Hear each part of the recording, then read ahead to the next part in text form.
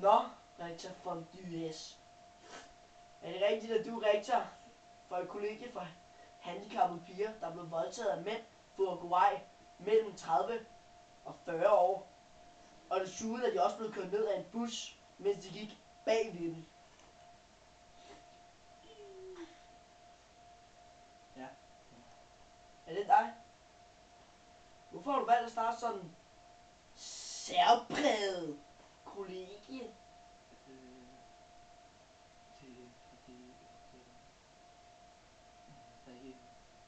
Du skal snakke højere! Hvad skete der derhjemme? Hvad til dig alt?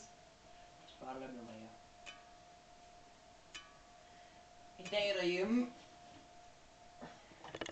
Ja? da jeg lige var kommet hjem fra skole. Ja? Blev jeg humpet af min hund. Sørens også. Og imens det skete, der fik jeg pludselig en idé. Jeg tænkte, at det simpelthen vildt. Det er sådan, så begynder at lugte brændt i studiet. Fuck.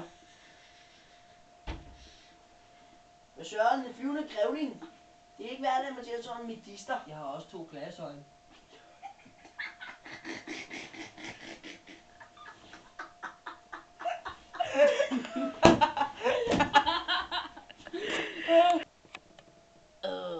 Jeg ved ikke om du som med i sidste uge, men i denne uge har vi igen rektor von Dus med i studiet.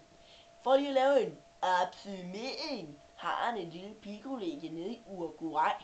Se med. Velkommen tilbage, rektor von Dus. Ja. Hvordan er din uge forløbet? Ja, nå. Okay. Jeg har været stress på derhjemme, men altså, det går ikke. Det er sådan, de siger jo. Sådan det går. Show must go.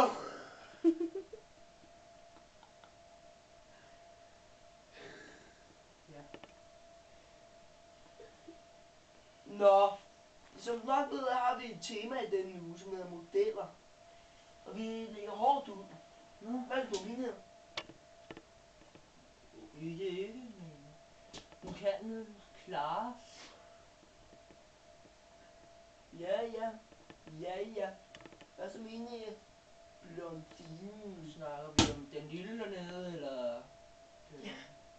Ja, det er jo det. Det med de sorte øjne. Ja, det er sgu flot en type.